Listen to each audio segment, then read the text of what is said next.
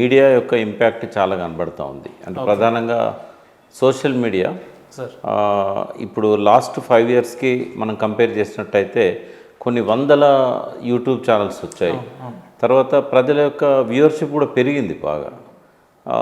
అంతటితోనే ఆగకుండా యూట్యూబ్లో వచ్చిన వాటిని షేర్ చేసుకోవడము, దాని మీద చర్చించుకోవడము, ఇలాంటివన్నీ కూడా బాగా జరుగుతూ ఉన్నాయి. అంటే రాజకీయ నాయకులేమో ఇంకా పాత తరపు అలవాట్లతోనే వాళ్ళ పద్ధతిలోనే పోతున్నారు. రైట్. అంటే ఎన్నికలకు ముందు ప్రజలకు హామీలు ఇవ్వడం, అంతకుముందు వాళ్ళు ఇచ్చిన హామీలలో కొన్నింటిని అమలు చేసి సంక్షేమ పథకాలను అభివృద్ధి కొంత చూపెట్టడము, ఆ చెప్పింది చేసి నేను ఇది చేశానని చెప్పుకోవడము. అయితే ఇవాళ వీటన్నిటికంటే మించి ప్రజలకు కొన్నిటి మీద ఆసక్తి పెరిగింది. ఉదాహరణకు ఆంధ్రలో సార్ చంద్రబాబు నాయుడిని జగన్ అసెంబ్లీలో ఆయన పట్ల వ్యవహరించిన తీరు. అంతకుముందు చంద్రబాబు నాయుడుకు ఒక ఇమేజ్ ఉంది. 2 సార్లు ఉమ్మడి ఆంధ్రప్రదేశ్కు ముఖ్యమంత్రిగా ఉన్నాడు. ఒక 2 టర్ములు ఆయన ప్రధాన ప్రతిపక్ష నాయకునిగా ఉన్నాడు. ఈ 2 కాక అవశేష ఆంధ్రప్రదేశ్ రాష్ట్రానికి విభజన తర్వాత ముఖ్యమంత్రిగా ఉన్నాడు. ఆయన ఒక విజనరీ అని, ఆయన కొన్ని చేసిన పనుల గురించి కానీ వీటన్నిటి గురించి కానీ ఒక ఇమేజ్ ఉన్న నాయకుడు ఆయన.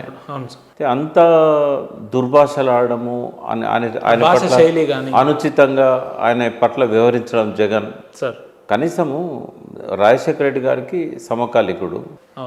ఆ వయసు పట్ల కూడా గౌరవం లేకుండా, ఆయన అనుభవం పట్ల గౌరవం లేకుండా ఆయన పట్ల వ్యవహరించిన తీరు చాలామంది మనసులను గాయపరిచి ఉంటుందని నేను అనుకుంటున్నా. అంటే వాస్తవంగా చూస్తున్నప్పుడు మాకు కూడా చాలా బాధ అనిపించింది. అంటే ఎంత రాజకీయ వైషమ్యాలు ఉన్నా కూడా మానవ సంబంధాలు ఏమవుతున్నాయి, వ్యక్తిగత సంబంధాలు ఏమవుతున్నాయి, రాజకీయాలు వేరు, వ్యక్తిగత సంబంధాలు వేరుగా ఉండాలి. ఇంత ముఖం చూసుకోలేని విధంగా ఎందుకు మాట్లాడుకుంటున్నారు? ఇంట్లో ఉన్న భువనేశ్వర్ గారి మీద కూడా అసెంబ్లీలో అనుచితమైన వ్యాఖ్యలు ఆయన ఎమ్మెల్యేలు చేశారు. క్రిటిసిజం వేరు, నిందించడం వేరు, దుర్భాషలాడడం వేరు.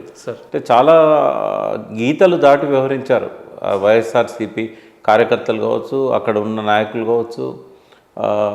వాళ్ళ ప్రవర్తన ఏం బాగాలేదు. అది అంటే అది కొంచెం ఒకటి పోలరైజ్ అయింది, కొంచెం దాని వ్యతిరేకమైన అభిప్రాయం పోలరైజ్ అయింది. రెండవది అనవసరంగా సందర్భం లేకుండా చంద్రబాబు నాయుడు జైల్లో పెట్టారు. తర్వాత వాళ్ళ సొంత పార్టీ ఎంపీ రఘురామకృష్ణరాజు ఆయనను హింసించిన తీరు జైల్లో పెట్టి, అంటే ఇవన్నీ చర్చలు. ఇవన్నిటికంటే ఎక్కువగా వైఎస్ వివేకానంద రెడ్డి గారి హత్య గురించి, ఆ తర్వాత వచ్చిన సినిమాలు, ఎలక్షన్ ముందు సినిమాలు వచ్చాయి కదా, 2 సినిమాలు, ఈయన యాత్ర ఆయనదేమో వైఎస్ వివేకానంద రెడ్డిని ఎట్లా చంపారు అని. అది కొన్ని లక్షల మంది చూశారు. అది కూడా చాలా ఇంపాక్ట్ ఉంది. వీటన్నిటికంటే ఎక్కువగా ఆంధ్రలో కుల వ్యవస్థ ఇంకా బలంగా ఉంది. పోయినసారి అంటే పవన్ కళ్యాణ్ కాపుల ప్రతినిధిగా అంతకుముందు 2 సార్లు పోటీ చేసినా కూడా అంత పోలరైజ్ కాలే కాపులు. బట్ ఈసారి 1 సైడెడ్గా కాపుల పోలరైజేషన్ కనబడుతూ ఉంది మనకు. కమ్మ, కాపు ఈ 2 కుల సంఘాలు పోలరైజ్ అయ్యేసరికి ఇంకా అక్కడ రెడ్డి కమ్యూనిటీ కొంత జగన్కు బ్యాకింగ్ ఉంది. తర్వాత మైనారిటీస్ ఉన్నారు, క్రిస్టియన్స్ కానీ ముస్లిమ్స్ కానీ. బట్ అది సరిపోలేదు. ఈ 2 వీటి బలం ముందట ఆయనది సరిపోలేదు. చాలా అన్ఎక్స్పెక్టెడ్గా, అంటే నేను కూడా అంత ఘోరంగా పోతాడని అనుకోలేదు. అటో ఇటో కొంచెం 10 సీట్లు ఎక్కువ తక్కువ అనుకున్నాను. కానీ కంపేర్ చేస్తే ఇప్పుడు 139లో ఇక్కడ 119లో 39 వచ్చాయి కేసీఆర్ గారికి. అక్కడ 175లో 11 వచ్చాయి. 11 వచ్చాయి. ఇంత దారుణంగా పోవడం అనేది ఎవరు ఊహించలేనిది. అయితే ప్రజల ఆలోచనల్లో వస్తున్న మార్పులను రాజకీయ నాయకులు పరిగణలోకి తీసుకోవాలి. కొంత తమ ప్రవర్తన మార్చుకోవాల్సిన అవసరం ఉంది. ఇక్కడ కూడా రేవంత్ రెడ్డి మొండదాకా అదే చేశాడు, కేసీఆర్ పట్ల, హరీష్ పట్ల. సార్ ఇప్పుడున్న పరిస్థితులను బట్టి చూసుకుంటే ప్రభుత్వం ప్రవేశపెట్టే పథకాల కంటే కూడా వ్యక్తిగతంగా విమర్శల్ని ప్రజలు అబ్జర్వ్ చేస్తున్నారా? అంటే అది ఎక్కువగా పైచేయి సాధిస్తున్నది. ఇప్పుడు మనకేంటంటే సంక్షేమ పథకాలలో జగన్ బాగా చేశాడు. అభివృద్ధి విషయంలో కూడా తక్కువేం లేదు అక్కడ. వాటి మీద మనము అంటే ఎన్నికల ప్రచారం కూడా వాటి మీద పెద్దగా పోలేదు. ఇక్కడ కూడా అంతే కదా. కేసీఆర్ గారిని కాంగ్రెస్ పార్టీ విమర్శించిన దానిలో సంక్షేమం గురించి కానీ అభివృద్ధి గురించి కానీ ఎక్కడ లేదు. ఎంతసేపు అవినీతి, కాళేశ్వరం ఇట్లాంటి వాటి మీదనే మనము వాళ్ళు ఫోకస్ చేసినట్టుగా చూసాం. కాబట్టి అక్కడ ఇప్పుడు నేను చెప్పిన కారణాలు అయితే తెలంగాణలో ఒక్కసారి మళ్ళీ అంటే పార్లమెంట్ ఎన్నికల కంటే ముందు జరిగిన అసెంబ్లీ ఎన్నికల్లో కూడా ఇక్కడ సెల్ఫ్ రెస్పెక్ట్ అనేది ఇక్కడ ఎమోషనల్ పీపుల్ ఉంటారు. సార్ ఆంధ్ర కంటే తెలంగాణలో కొద్ది ఎమోషన్స్ ఎక్కువ, తొందరగా నిర్ణయాలకు వస్తారు, గ్రూప్ చర్చలలో తొందరగా ఒపీనియన్ ఫామ్ చేసుకుంటారు. ఓకే ఒక్కరంటే దాని మీద 10 మంది మీద ఇంపాక్ట్ ఉంటుంది. ఇక్కడ సోషల్ మీడియాలో కేసీఆర్ గారు ఎవరిని కలవరు, ఆయన అహంభావ ధోరణి, తర్వాత అవినీతి, కేటీఆర్ గారు మాట్లాడేది కూడా రూరల్ పీపుల్ ఇష్టపడరు ఆ టైపు. తర్వాత కవిత గారిది అరెస్ట్ విషయం కావచ్చు, అప్పుడు అరెస్ట్ చేయకుండా నష్టపోయిన టీఆర్ఎస్ వాళ్ళు, బీజేపీ అరెస్ట్ చేయలేదని అంటే బీజేపీ టీఆర్ఎస్ ఒకటని ప్రచారం జరిగింది. ఇప్పుడు ఏమైందంటే అరెస్ట్ చేశారు, అరెస్ట్ చేసిన తర్వాత ఇడిపించుకోవడానికి బీజేపీతో కుమ్మక్కయ్యాడని మళ్ళీ ప్రచారం, రెండు రకాల ప్రచారాలు జరిగినాయి. ఇవన్నిటితో పాటుగా కేసీఆర్ గారు వ్యూహాత్మకంగా చేసిన నష్టాలు కూడా చాలా ఉన్నాయి. ఆయన పార్లమెంట్లో ఇప్పుడు యుద్ధాన్ని దిగినప్పుడు తనకు ఎవరు శత్రువు అనేది తెలుసుకోవాలి. ఇప్పుడు పార్లమెంటరీ ఎన్నికలు అనేది ఒక యుద్ధం. అందరికంటే ఎక్కువ జాగరూకతతో ఉండాల్సిన అవసరం బీఆర్ఎస్కే ఉంది. ఎందుకంటే అసెంబ్లీలో బాగా దెబ్బతిన్నది. బాగా దెబ్బతిని మళ్ళీ పుంజుకోవడానికి రేవంత్ రెడ్డి గారు అవకాశం ఇచ్చారు బీఆర్ఎస్కు. అంటే ఆయన హామీలను అమలు చేయకపోవడం కానీ, ఆయన వ్యవహార శైలి కానీ, అసెంబ్లీలో ఆయన మాట్లాడిన పద్ధతి కానీ, ఇదంతా ఆయనకు వ్యతిరేకత తీసుకొచ్చింది. ఆ వ్యతిరేకతను ఎన్క్యాచ్ చేసుకోవడానికి బదులు శత్రువు ఎవరో తేల్చుకోలేని గందరగోళంలో పడిపోయింది. ఇప్పుడు ట్రయాంగిల్ కంటెస్ట్లో ఎవరి పట్ల ప్రధానంగా మనం ఫోకస్ చేయాలి, ఎవరిని కొద్దిగా ఇగ్నోర్ చేసి చేయాలనే దాని పట్ల ఒక స్పష్టమైన వైఖరి ఉండాల్సిన అవసరం ఉండే. బట్ అది కేసీఆర్ లోపల కొరవడ్డది. ఎందుకంటే ఆయన బీజేపీ పట్ల ఎంతైతే విమర్శించాలో, ప్రజాభిప్రాయాన్ని ఎంతైతే పోలరైజ్ చేయాలో అది చేయలేదు. పైనుంచి మొత్తం కాంగ్రెస్ మీదనే అటాక్ చేశాడు. నేను కూడా 1-2 వీడియోస్లో 1-2 మంత్స్ ముందే నేను చెప్పాను, బీఆర్ఎస్కు ప్రధానమైన ప్రత్యర్థిగా బీజేపీ ఉండాలి, బీజేపీ మీదనే దృష్టి పెట్టాలి, ఫోకస్ పెట్టాలి. కాంగ్రెస్ 16 గెలిచినా కూడా బీఆర్ఎస్కి వచ్చిన నష్టమేం లేదు. కానీ బీజేపీ 1 సీట్ గెలిచినా కూడా, 2 సీట్లు గెలిచినా కూడా రేపు అసెంబ్లీ ఎన్నికలలో తన బలాన్ని పెంచుకునే అవకాశం ఉంటుంది. కాబట్టి బీఆర్ఎస్ దృష్టి అంతా కూడా బీజేపీ మీద ఉండాలి. బీజేపీని ఇక్కడ బతకనియొద్దు, లేవనియొద్దు, వాళ్ళ బలాన్ని పెరగనియొద్దు.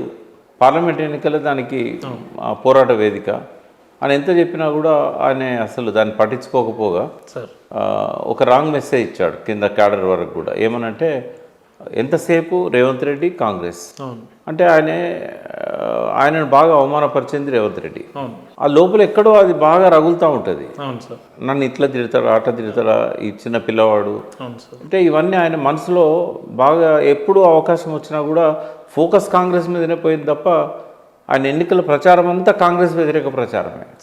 ముందు రోజు తెలంగాణ భవన్లో ప్రెస్ మీట్ పెట్టి కూడా 1-5 నిమిషాలు మాట్లాడితే 1 గంట సేపు కాంగ్రెస్ను విమర్శించాడు, 5 మినిట్స్ మాత్రం బీజేపీ మీద అన్నాడు. అంటే దీనివల్ల అనుమానాలకు బలం చేకూరుతుంది. ఈయన బీజేపీ గురించి మాట్లాడతలేడు, బీజేపీని ఎక్కువ అనట్లేదు అనంటే బీజేపీతో కాంప్రమైజ్ అవుతున్నాడు. ఇది వాళ్ళ బిడ్డ జైల్లో ఉంది కాబట్టి ఇడిపించుకోవడానికి అంటుండేమో, ఇట్లాంటి బయట చెవులు కొరుక్కుంటారు కదా. సార్ మీరు చెప్తున్నట్టు 2 సెంట్రల్ పార్టీలను ఫోకస్ చేయడం విషయం పక్కన పెడితే, బీఆర్ఎస్ స్టేట్లో ఓడిపోయిన తర్వాత అతి కొద్ది రోజుల్లోనే కేసీఆర్ గారు బస్సు యాత్రలు పెట్టి రైతుల్ని కలవడం, ప్రజల్ని కలవడం ఇటువంటి చేసిండు కదా, ప్రయత్నం చేశారు. వ్యక్తిగతంగా ఈయనని చూసి సీట్లు వచ్చే అంటే లేదా ఓటింగ్ శాతం పెరిగే అవకాశాలు ఎందుకు లేకపోయిందంటే, జనము ఇప్పుడు వచ్చిన జనమా తెచ్చిన జనమా అనేది ఉంటుంది సార్. ఇప్పుడు ఏ రాజకీయ నాయకుని సభకైనా తెచ్చిన జనమే తప్ప వచ్చిన జనం కాదు. ఇప్పుడు కేసీఆర్ రోడ్ షోలు పెట్టాడు, ఆర్గనైజ్ చేయకుండా రోడ్ షోలు పెడితే నిజంగానే ఇంతమంది జనం వస్తే మనం ఆశ్చర్యపోవచ్చు సార్. కానీ అంత ఆర్గనైజ్డ్ షో కదా. బహిరంగ సభకు ఎట్లా తీసుకొచ్చారో వెహికల్స్ పెట్టి ఇక్కడ కూడా అట్లనే తీసుకొచ్చారు. జనాన్ని చూసి మనం వీళ్ళంతా ఓట్లేస్తారనుకుంటే పొరపాటు. అట్లా అనుకుంటే మొత్తం 95 సభలు చేశారు, 96 అసెంబ్లీ కాన్స్టిట్యున్సీలలో సభలు చేశారు. వాళ్ళందరూ ఓట్లేస్తే మన టీఆర్ఎస్ ఎక్కడనే ఉండేది కదా. ఆయన ప్రత్యక్షంగానే 1 కోటి మందికి పైన కలిశాడు కదా, మరి అందరూ ఓట్లు వేయలేదు కదా.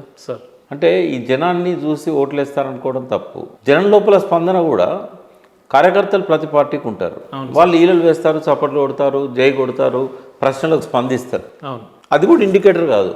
ఫీల్డ్ సర్వే అనేది ఉండాలి సార్. కింది లెవెల్లో గ్రామాలలో జనం ఏం మాట్లాడుకుంటున్నారు. ఇప్పుడు ప్రభుత్వానికి ఎట్లయితే ఇంటెలిజెన్స్ ఉంటుందో పార్టీకి కూడా ఇంటెలిజెన్స్ ఉండాలి. అయితే మన ఇన్ఫోసిస్ నారాయణమూర్తి గారు ఒకసారి ఒక ప్రశ్నకు సమాధానం చెప్పారు. ఏమనంటే ఈ బలమైన నేతలు, బాగా పేరున్న నేతలు ఎన్నికల్లో ఎందుకు ఓడిపోతారు అవును అని ప్రశ్న అడిగితే ఆయన ఏమన్నాడంటే 2 కారణాలు చెప్పాడు. ఒకటేమో ఈగో, నాయకునికి ఉండే అహంభావం, అది అందరిని హర్ట్ చేస్తుంది. రెండవది ఏంటంటే ఫీడ్బ్యాక్ తీసుకోకపోవడం, తన పాలన యొక్క ప్రతిఫలాలు ఎట్లున్నాయి, ప్రజలు ఏం ఆలోచిస్తున్నారు, అది ఆ రిజల్ట్ ఆయన తీసుకోవాలి. What is what what is what అనేది తెలియాలి. అయితే ఈ 2 టీఆర్ఎస్లో కనబడ్డాయి. ఓకే ఒకటేమో మితిమీరిన అహంభావం అనేది అందరికి చర్చనీయాంశమైంది, అందరికి మొదటి తెలిసి నుంచి ఉన్నది. ఉన్నది. అది అవును సార్. ఎవరిని కలవకపోవడం ఇట్లాంటివన్నీ కూడా వచ్చినాయి. అది బాగా ప్రచారమైంది. సార్ రెండవది ఏంటంటే ఈ ఫీడ్బ్యాక్ లేదు, కింద ఏం జరుగుతుంది అనేది. ఇంకోటి ఏంటంటే ప్రభుత్వం ఏం చేస్తున్నది అనేది ప్రజలకు సమాచారం లేదు. అంటే లబ్ధిదారుల వరకు వాళ్ళకి ఏం చేసిందో వాళ్ళకి వస్తాయి ఫలితాలు. సార్ ఇప్పుడు ఎలక్షన్స్ అయినాక చెప్పుకున్నారు ఏమనంటే అన్ని రాష్ట్రాల కంటే ఎక్కువగా 1,60,000 మందికి ఉద్యోగాలు తెలంగాణలో ఇచ్చినాం.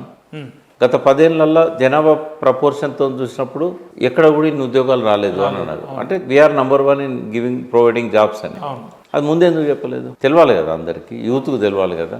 మెసేజ్ తర్వాత రేషన్ కార్డులు ఇవ్వలేదు అనేది అందరూ అనుకున్నాను, నేను కూడా చెప్పాను మీడియాలో, అవును సార్ కొత్త రేషన్ కార్డులు ఇవ్వలేదు అని. అవును సార్ బట్ 6 లక్షల రేషన్ కార్డులు ఇచ్చినట్టుగా రికార్డ్స్ ఉన్నాయి. సార్ అంటే అది గుడిచప్పుడు కాకుండా ఆ కంప్యూటర్లలో ఎవరైతే అప్లోడ్ చేసుకున్నారో సార్ ఏదో ఒకరోజు దాన్ని ఓపెన్ చేసి అవి పరిశీలించి వాళ్ళ కార్డ్స్ ఇష్యూ చేశారు. అంతే అట్లా బయటికి తెలియకుండా జరిగిపోయింది. అది ఆ లబ్ధిదారులకు తెలుసు, ఆ రేషన్ కార్డు ఇచ్చిన ఆఫీసర్కి తెలుసు, ఇట్లా జరిగిపోయింది. అది ఇవన్నీ కొంచెము ప్రజల లోపల ప్రచారం కావాలి కదా. సార్ మేము ఇస్తున్నాం, మేము చేస్తున్నాం. విమర్శలు వచ్చినా కూడా దానికి సమాధానం చెప్పలేదనంటే వాళ్ళ దగ్గర కూడా ఇన్ఫర్మేషన్ లేదు. సార్ అంటే ఇట్లా చేసి కూడా చెప్పుకోలేని అశక్తత అనేది ఆ రోజు కనబడ్డది.